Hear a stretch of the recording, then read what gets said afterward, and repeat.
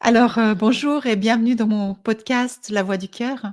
Aujourd'hui, je suis super heureuse de vous accueillir dans le premier épisode, de ma série Révélations. C'est une série que j'ai envie de mettre en place ou dans laquelle j'invite des gens qui sont passionnés par un sujet et qui vont venir justement parler de leur passion. Donc, pour le premier épisode, je suis super heureuse de t'accueillir, Claude Berdo. Merci mille Merci, fois merci à d'être, toi. venu, d'avoir accepté de venir. Je sais que tu es débordée, que tu as vraiment énormément et puis c'est cadeau que tu m'offres ce moment, donc merci du fond du cœur. Merci à Donc toi. voilà, je vais te présenter en quelques mots et après je te passerai la parole, hein. Donc, c'est vrai que tu t'appelles donc Claude Berdo. Tu as un centre de nutrition à Morges. Oui. Tu fais des consultations en nutrition, en micronutrition depuis, 13 ans. Tu formes aussi des gens depuis, 9 ans, il me semble. Tu me dis si je me Mmh. trompe, hein? Non, non, Et c'est tout puis, juste. vraiment ce qui te passionne, à travers la nutrition, micronutrition, ben, c'est tout ce qui touche le microbiote et c'est comme ça que je t'ai connue. C'est par ce biais, hein, par cette spécialisation et voilà, donc je suis vraiment heureuse de t'accueillir et puis la première question que j'aimerais te poser, c'est qu'est-ce qui t'a amenée, à découvrir la nutrition, la micronutrition? Mmh. Alors, en fait, j'ai eu beaucoup de problèmes de santé quand, j'étais jeune. D'ailleurs, je pensais que j'étais atteinte d'une maladie très grave. Donc j'avais toujours des problèmes, soit je toussais, soit j'avais des rhumes, soit j'avais des maux de tête, soit j'avais des infections urinaires, soit j'avais des maux de ventre, enfin, j'étais tout le temps malade. Et puis, bah, les choses se sont peu améliorées, mais je vivais avec. C'était un inconfort, mais je vivais avec. Ensuite, je suis devenue maman et j'ai pensé que je ferais des enfants en pleine forme. Et c'est là que j'ai compris que les chats ne faisaient pas des chiens, malheureusement. Et j'ai eu d'abord une fille qui a eu beaucoup, beaucoup de problèmes de santé. Et ensuite, j'ai fait un copier-coller avec mon fils quelques années après, qui a aussi eu beaucoup de problèmes de santé.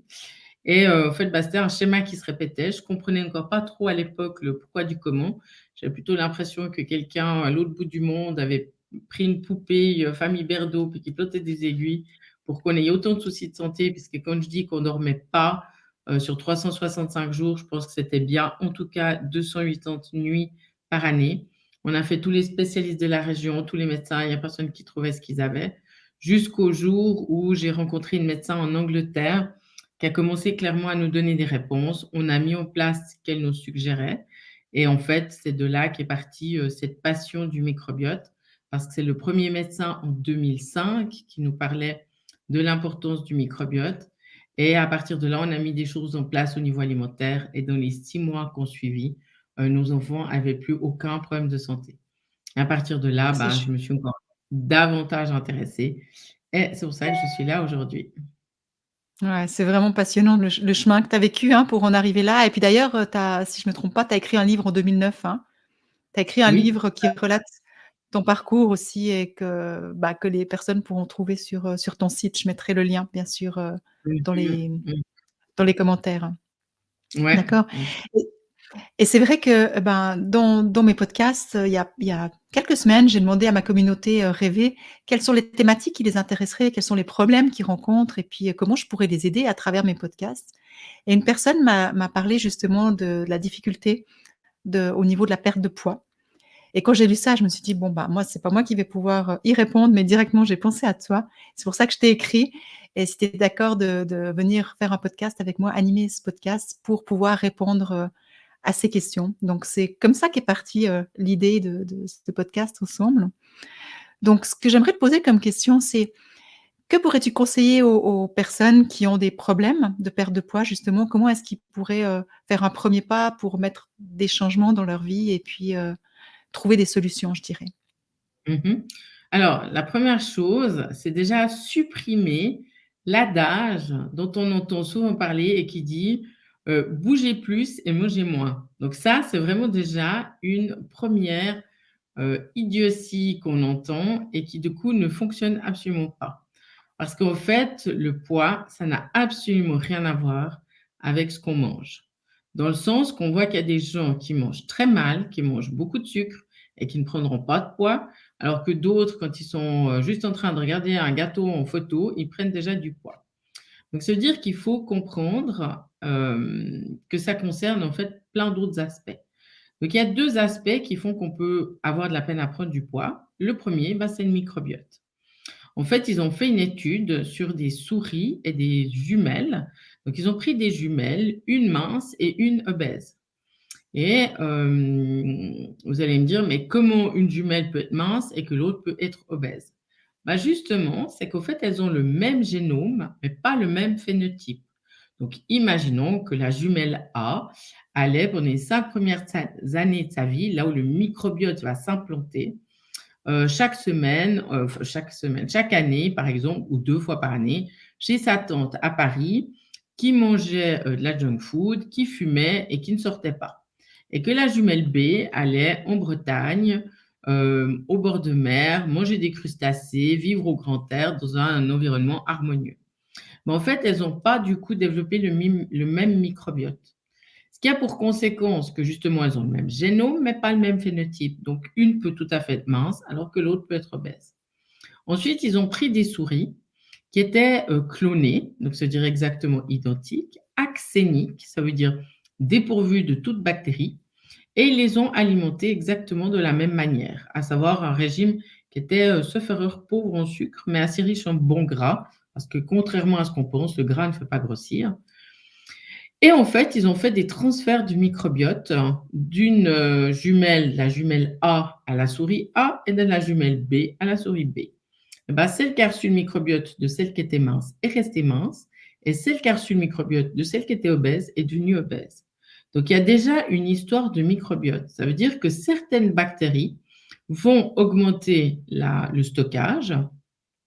Ensuite, il y a d'autres bactéries dans l'intestin qui vont agir sur la satiété et qui vont aussi agir donc sur la satiété, mais aussi sur le rendement de l'assiette.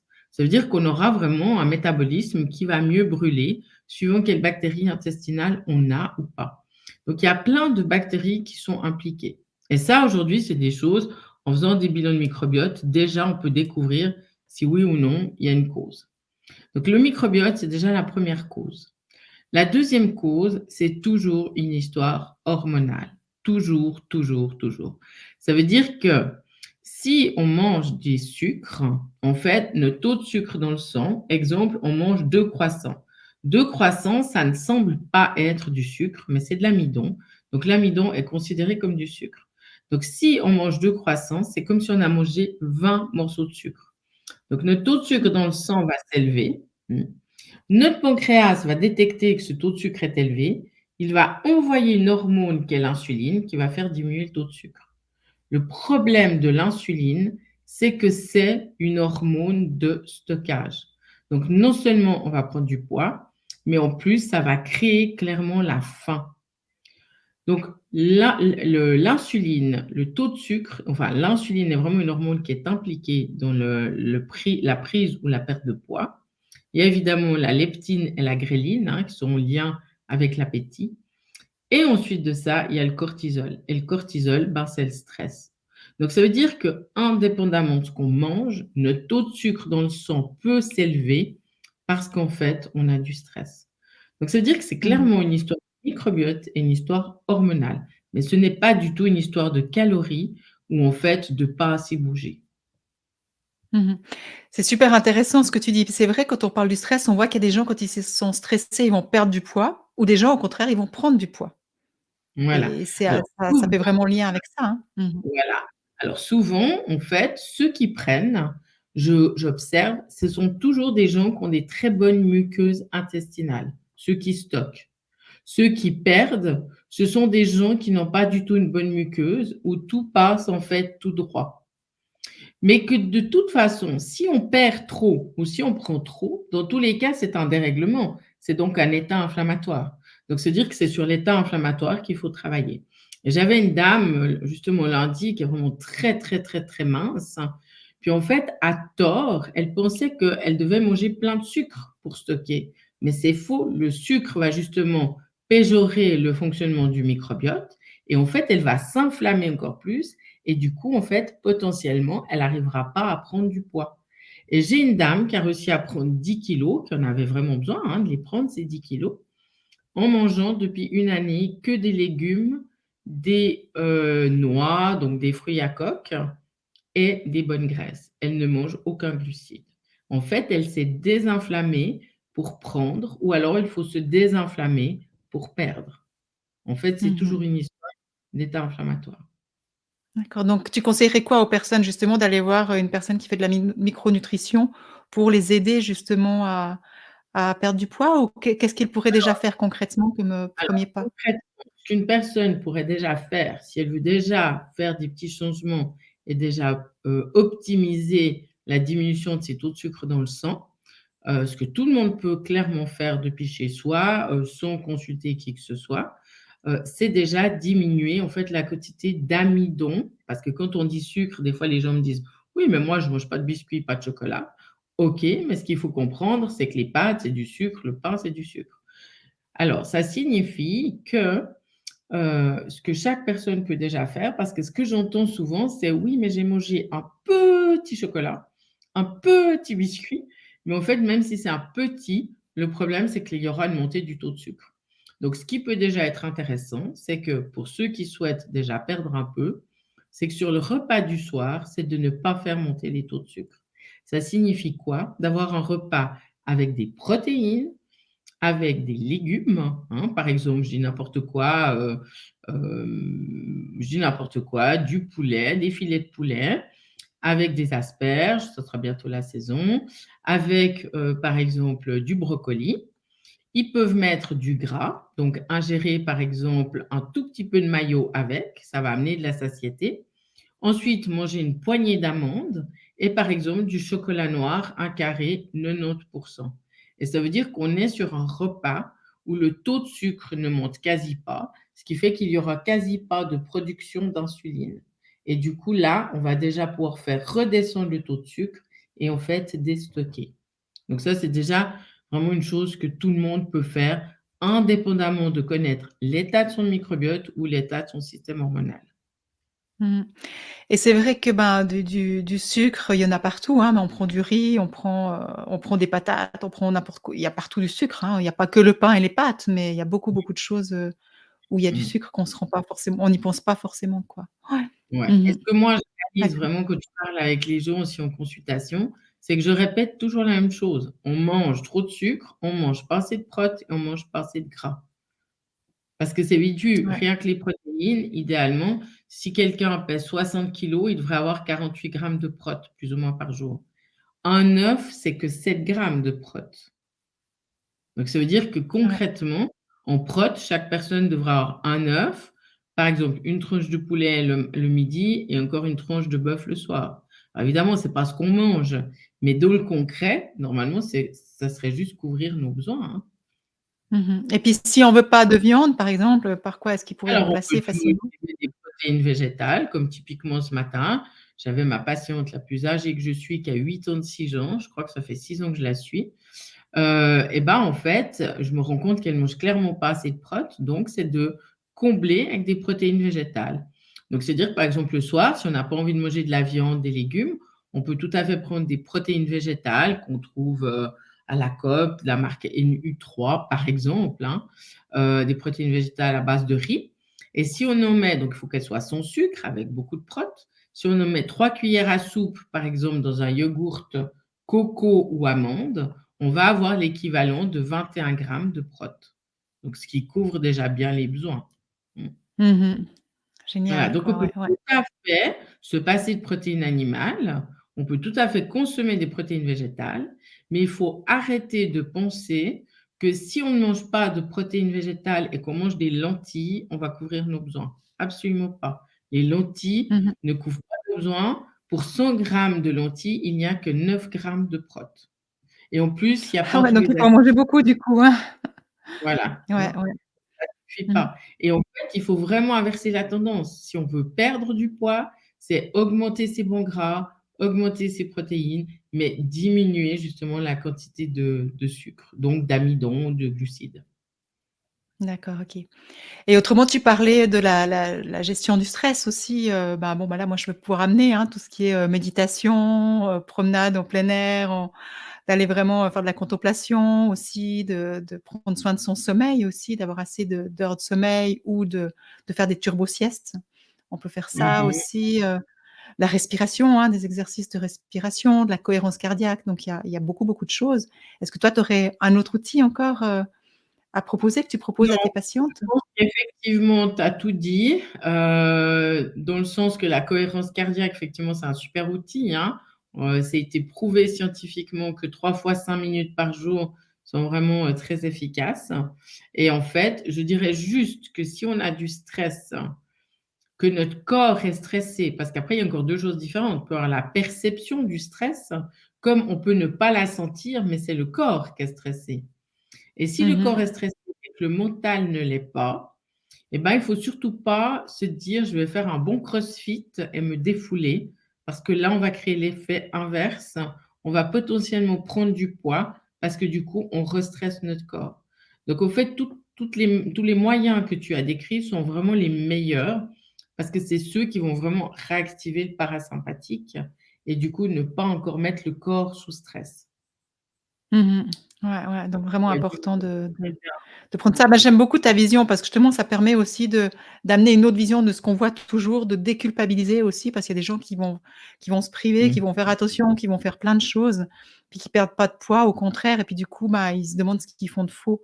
Donc c'est peut-être mh. aussi de penser à ça, d'avoir ces premiers pas, premiers gestes, je dirais pour amener un changement et puis à la limite, bah, d'aller faire aussi voir, quelqu'un qui fait, de la nutrition, pardon, qui regarde le microbiote ou bien, bah, pour gérer le stress aussi pour accompagner.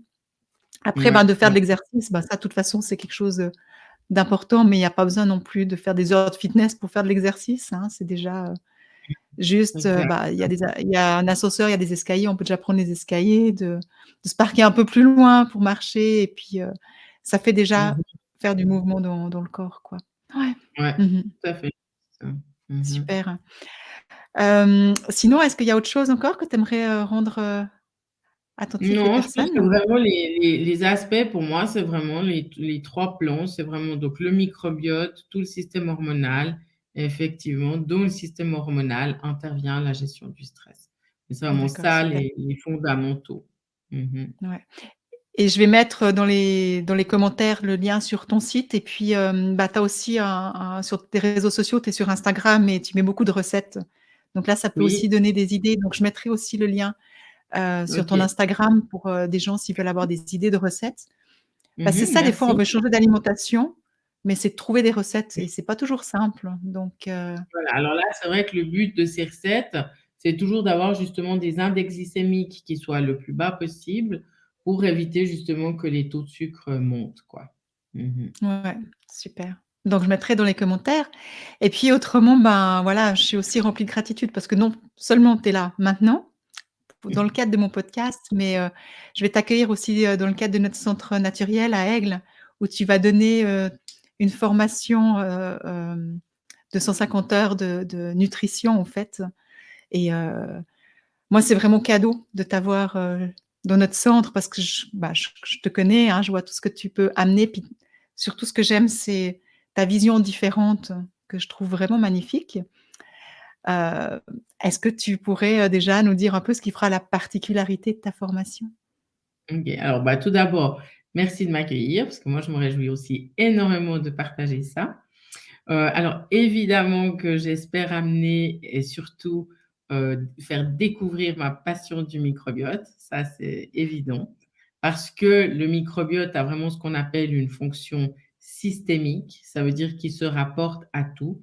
C'est-à-dire qu'on peut souffrir de maux de tête et c'est en lien avec le microbiote. On peut souffrir de polyarthrite rhumatoïde et c'est en lien avec le microbiote. On peut souffrir de dépression et c'est encore en lien avec le microbiote. Et en fait, il a vraiment cette fonction systémique, donc qui n'est pas forcément liée à la digestion directement. Donc c'est vraiment cette passion que j'ai envie de partager parce que ces dernières années, on a aussi découvert énormément de choses. Aujourd'hui, on connaît le rôle de certaines bactéries, des rôles bénéfiques comme d'autres qui vont plutôt avoir des rôles plutôt, justement non bénéfiques. Donc ça, c'est la première chose. Ce qui me tient aussi à cœur, c'est le côté, j'ai envie de dire, ch comment dire? Ce que j'ai beaucoup aimé, chez Naturiel, c'est ce côté très humain et ça, c'est vraiment quelque chose qui me tient à cœur. parce que, d'enseigner justement, à distance à un nombre considérable de personnes, c'est absolument pas du tout ce que je recherche, mais plutôt justement de créer des liens au sein d'une classe.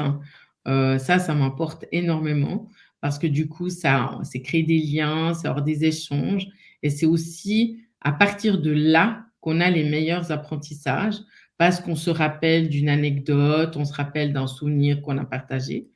C'est aussi de faire en sorte d'amener un peu, alors je sais encore pas exactement sous quelle forme, mais en tout cas, c'est quelque chose qui me tient à cœur, un petit peu de côté pratique, hein, parce qu'aujourd'hui, on n'a pas tous le temps de passer 150 heures par jour en cuisine, n'est-ce pas? Donc l'idée, c'est Oui, vraiment donc d'amener des côtés aussi pratiques, rapides, des astuces et puis, ben, d'aborder, une quantité de sujets, comme par exemple aussi quelque chose dont je trouve qu'on parle pas assez, c'est les algues, par exemple. Au départ, on a parlé des algues comme étant riches en vitamines, ensuite comme étant riches en protéines. Mais aujourd'hui, ce qu'on sait des algues, c'est qu'en fait, l'algue, hein, ça a ce qu'on appelle le tal, hein, c'est bourré de pigments au niveau du tal et en fait, ces pigments, ils ont énormément de vertus comme d'être, anti-inflammatoire, enfin et cetera et puis du coup, ben, c'est de partager, ben, voilà, sur plein de sujets différents, tout ce qui est en lien, avec la nutrition, mais surtout dans un esprit, on va dire, chaleureux, quoi. ouais, mais génial, bah, c'est ce qu'on recherche, hein, chez Naturel. C'est vrai qu'on cherche l'humain, c'est, se former, Mmh. oui, mais humainement aussi et puis, s'enrichir des expériences de chaque personne et cheminer ensemble finalement, quoi, donc vers cette Mmh. ouverture de conscience toujours plus grande. Donc ben, je mettrai le lien aussi, donc le lien de ton centre, le lien d'Instagram. Je vais mettre le lien aussi de la formation que tu vas donner chez Naturel et puis peut-être que si tu peux me parler du produit là, les protéines, végétales que tu disais, peut-être que je vais marquer Mmh. aussi. Je mettrai dans Mmh. les commentaires pour que les personnes, qui sont intéressées puissent y accéder. Mmh. Donc voilà, on OK. arrive à la fin de cet épisode. Merci Alors, vraiment 1000 fois beaucoup. du fond du Merci beaucoup, cœur. c'était un grand plaisir. Ouais et puis merci aussi, ben, à toutes les personnes qui ont pris la peine de passer ce moment avec nous. Moi, c'est toujours, les podcasts, c'est vraiment, quelque chose que j'aime énormément parce que, voilà, on peut parler, avec le cœur, on peut partager ensemble, échanger et puis, bah, si vous pensez que cet épisode peut aider, intéresser des personnes que vous connaissez, ben, partagez-le. Si vous pensez que votre communauté peut être intéressée aussi sur les réseaux sociaux, partagez-le parce que c'est vrai que c'est un sujet qui interpelle beaucoup et là, on le démystifie d'une certaine façon aussi donc voilà, n'hésitez pas à partager, n'hésitez pas à nous écrire, à mettre des commentaires et puis je vous répondrai. S'il y a des questions pour Claude, je lui transmettrai et puis on vous répondra. Donc voilà, il me reste à vous souhaiter une merveilleuse semaine. Je vous embrasse fort et à la semaine prochaine. Bye. Merci beaucoup.